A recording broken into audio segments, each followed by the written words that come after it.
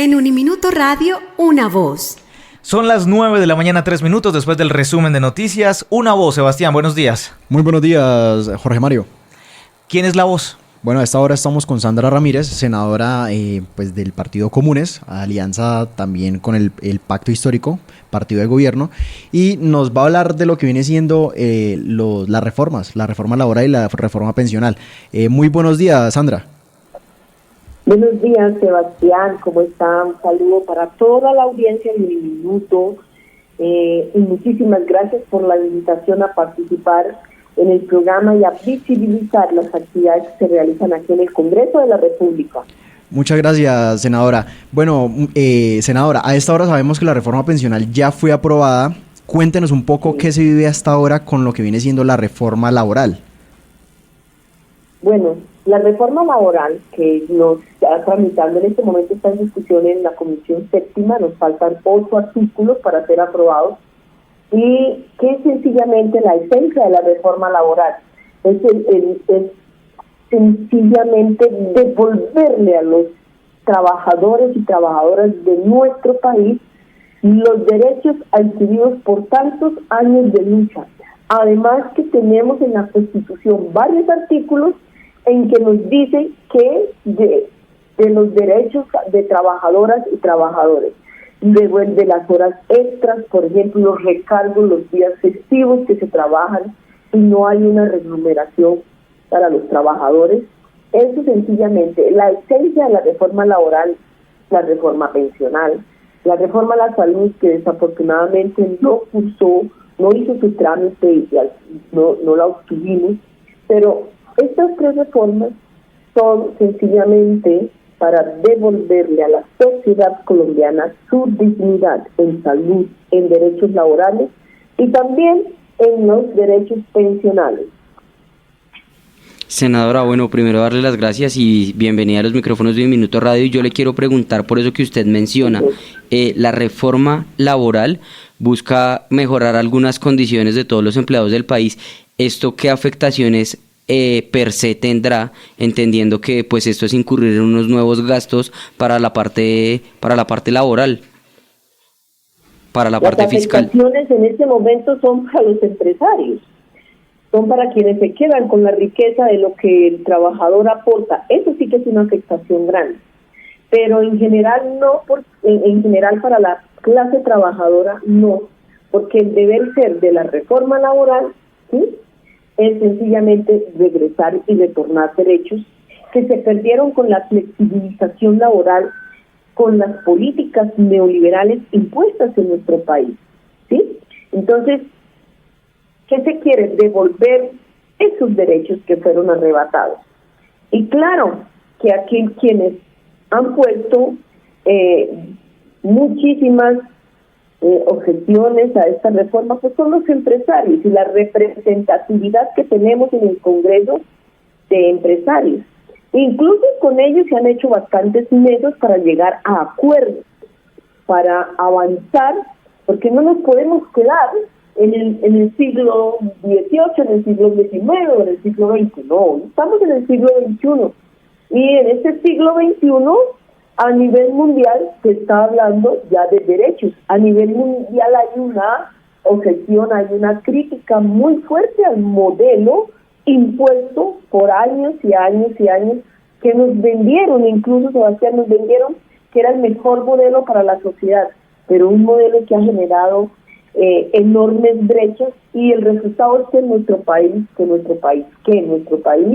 ocupa el segundo lugar en brechas, en desigualdad social a nivel de la región. Usted la vi ayer activa en redes sociales hablando, al menos en X, sobre este debate de moción de censura contra el ministro de Defensa, Iván Velázquez. Sí. Bueno, usted hablaba de algunas jugadas, de algunas que estaban haciendo desde otros sectores de la política colombiana, específicamente los partidos de oposición del gobierno, y este debate de moción de censura se lo están haciendo al ministro, entre otras cosas, por el desborde de ataques que sigue viviendo el país en asuntos de orden público, esos ataques de esas disidencias, esos ataques de otros grupos que ni siquiera sabemos a ciencia cierta de dónde vienen, pero entonces quiero conocer su posición frente a la situación de orden público, entendiendo que ustedes en algún momento tuvo ese pasado que para la democracia colombiana hoy, para lo que tiene que ver con hoy, usted ya está de este lado, pero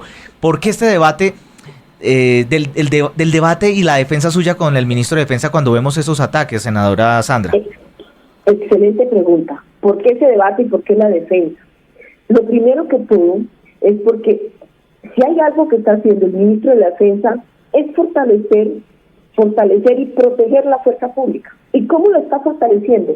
Hace poco aprobamos la mesada cárcel, aprobamos subir una bonificación, por ejemplo, aprobamos otra serie de aspectos para la fuerza pública, para su mejoramiento, ¿sí? Eso es una cosa importante. ¿Y por qué es otra cosa? ¿Por qué? Porque realmente en este gobierno, Sebastián, es cuando se ha incautado la mayor cantidad de coca, digamos de así, porque es lo que normalmente le decimos nosotros, la mayor cantidad de coca en nuestro país. Es en este gobierno que se ha hecho. ¿Sí? En la gestión del Ministerio de Defensa ha sido bastante. Por ejemplo, nosotros tenemos 408 capturas, 323 en flagrancia, 85 bajo orden judicial.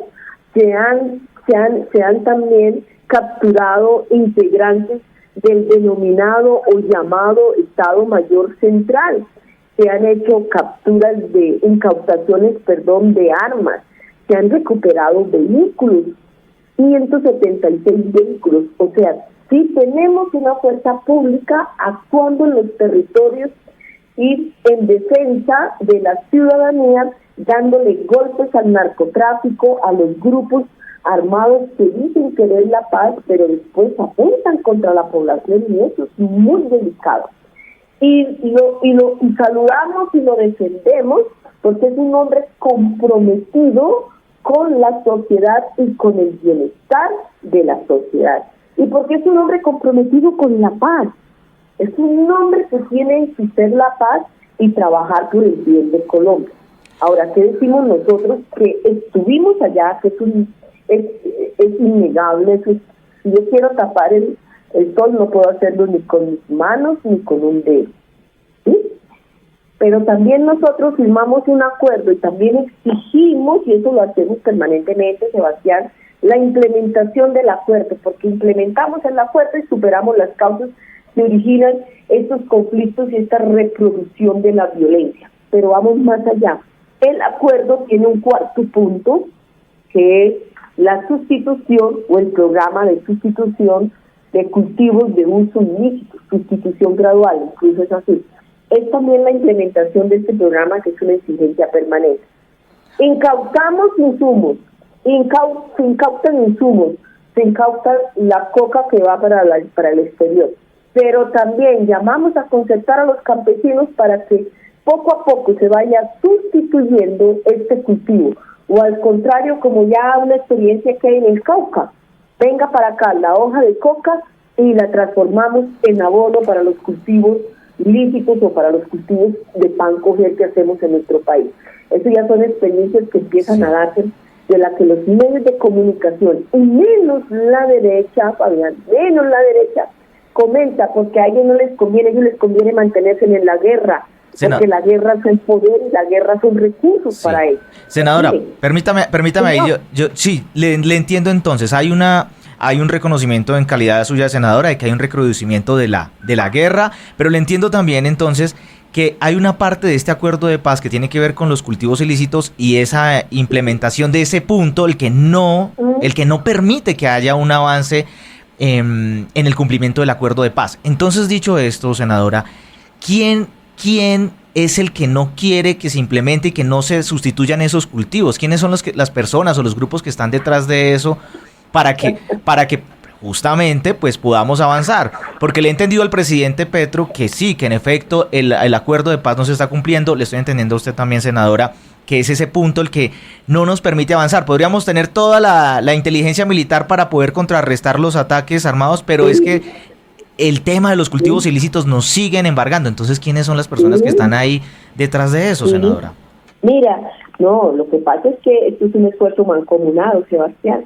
Y cuando digo mancomunado es tanto nosotros acá, pero también de la comunidad internacional. Mira, aquí necesitamos presente la comunidad internacional por la demanda que hay y porque es lógico que nosotros tenemos un acuerdo, ¿sí? Firmamos un acuerdo para superar estas causas, pero un acuerdo que aún tenemos muchísimas trabas para implementarlo, ¿sí? Y esos territorios alejados, esos territorios donde aún hoy con un gobierno que está intentando avanzar en el cambio, un gobierno que no va a poder hacer las vías en dos años. Y esos son territorios donde las carreteras son, por favor, terribles, Sebastián. Donde no tenemos vías, donde no hay conectividad, donde no tenemos educación, donde tenemos una escuelita que la construyeron de pronto los mismos padres de familia y hoy se está cayendo, pero que aún el Estado no ha podido llegar allá por muchas causas, por múltiples causas que se presentan como estas de grupos armados, porque hay que reconocer lo que es así. Como no hay todo eso, porque esto es una operación integral, ¿sí? Tenemos aún esas dificultades para superar las causas que nos originan el conflicto. Y a esto le sumamos que, como no tenemos ese apoyo internacional, la gente que no tiene de qué vivir, pues cultiva y va a seguir cultivando mientras no se llegue allá y se concerte con él y se le diga, venga señor, usted hace una gran labor, que es amar su tierra. Esa es una gran labor, amar su tierra. Pero su tierra produce esto y esto. Venga, concertamos y generamos con él. Lo uno, una relación. Segundo, una relación comercial, pero también en la relación productiva. ¿Y cómo lo apoya el Estado? ¿Cómo lo apoya para que él gradualmente vaya sustituyendo? Y eso no se logra de la noche a la mañana. Eso nos demora un tiempo. ¿Tú sabes cuántos años lleva Colombia, la clase política, viviendo del narcotráfico? 46 años. Afortunadamente, muy tarde, pero se sabe, pero muy tarde, no es afortunado.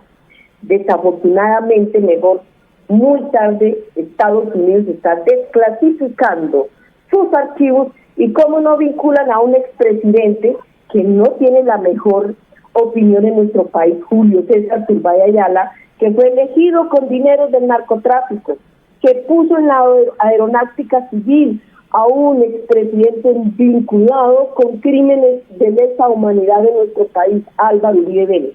Fue el jefe de la aeronáutica civil. ¿Y qué hizo? En menos de un tiempo dio licencias al por mayor y al cesar para que la gente, para que la sociedad, para que sus amigos narcotraficantes pudiesen transportar coca. ¿Ves? Entonces son 46 años. 46 años no los podemos quitar en 2 años. Nos toca una labor muy paciente, de convencimiento, de generar una nueva cultura y de motivar, sobre todo, y de llegar. Yo digo una cosa, Sebastián, el Estado necesita reincorporarse a los territorios. Claro. Y reincorporarse es hacer efectiva y real la inversión social. Eso sí vamos a hacer, eso nos va a permitir superar. Y que los jóvenes, en lugar de irse a raspar coca, por favor, que les garantice, se les garantice a ellos, que les garanticemos mejor su educación. Claro. Garantizar es la permanencia, de que va seguro, de que vuelve. Y ahora una cosa, el valor de la coca hoy está devaluado en los territorios. Eso se evidencia porque hay territorios donde hay física hambre. Quiere decir que sí, entonces eso también está obligando a las comunidades a pensar en qué hacer con eso, cultivo, qué hacer y cómo se va reemplazando el cultivo. Y ahí es la oportunidad que llega el Estado. Senadora, para terminar... por favor, me dejaste sola. Sí, señora, aquí estoy. Senadora, para terminar, la reforma pensional ya fue aprobada, pero se dice que la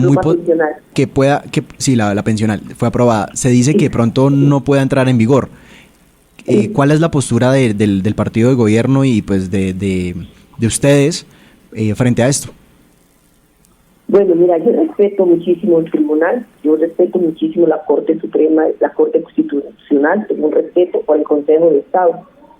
Pero sí me llama la atención poderosamente que la Corte Constitucional tumbe decretos como los que tumbó de La Guajira, que solo eran decretos para llevar bienestar y para que el Estado llegue a La Guajira. Eso llama poderosamente la atención.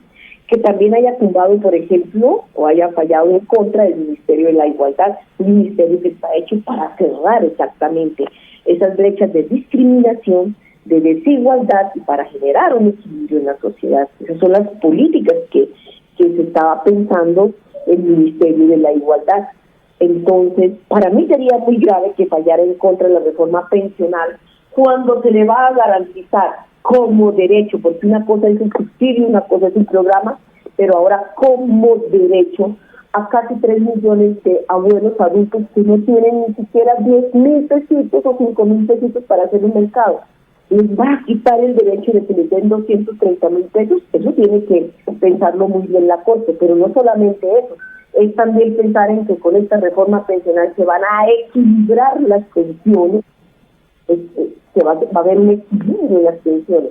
Aquí hay pensiones súper altas, mientras un docente, y lo digo porque yo tengo vecinas docentes que están pensionadas y trabajaron 25 años, trabajaron 26, claro, 28 años, dándose todos los días la pela por enseñar, por educar, por formar a los niños que son la sociedad, y se ganen hoy un salario mínimo de pensión. Eso no es justo, eso no es justo.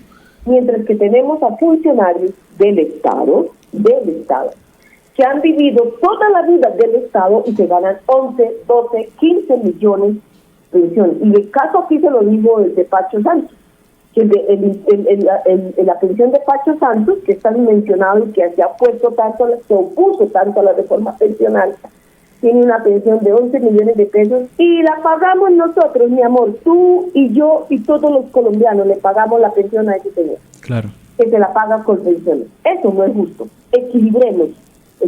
Pero lo otro es también asegurar que los jóvenes tengan una pensión. También es asegurar que en el régimen contributivo, que en el régimen semicontributivo, ¿sí?, que usted, yo o aquí el vecino que tengo al lado no cotizó de las semanas correspondientes, pero cotizó de 300 a 999 semanas. Hoy le devolverían su dinero. Ese ahorro que tú me tienes se lo devuelve. No, lo que se quiere es que no se le devuelva, pero que el Estado le aporta, si es un hombre, el 20%, y si es una mujer, el 30%, para que tenga una pensión vitalicia, para asegurarle esa pensión a su vejez, a mi vejez, a la vejez de ella o de él. Entonces, eso sí sería muy, pero muy injusto que la Corte Constitucional falle en contra de derechos de la gente, Sebastián. Te lo digo sinceramente. ¿Y por qué te lo digo? Porque tú sabes muy bien que me he caminado a Colombia. Y me he caminado a la Colombia profunda. Y me he caminado a la Colombia donde me encuentro abuelitos en sus casas que no tienen un centavo en sus bolsillos, pero que sí les toca, y esto me genera una emoción, me genera tristeza, pero que sí les toca todos los días ir con un machete, ir con un asador, ir con una pala a darle a la tierra para poder que la tierra le dé una mata de yuca, le dé una matica o le dé un plátano, por ejemplo. Esos abuelos que han trabajado toda la vida le han generado riqueza al Estado, que ha generado riqueza a la sociedad, porque eso es lo que hace uno cuando trabaja, genera riqueza. Ellos merecen tener una renta pequeña, sí, pero merecen tenerla. Así es, senadora. Bueno, senadora, de verdad este tema es bastante coyuntural, es bastante importante con lo que viene siendo en el país. Senadora, muchas gracias por estar en los micrófonos de Uniminuto Radio.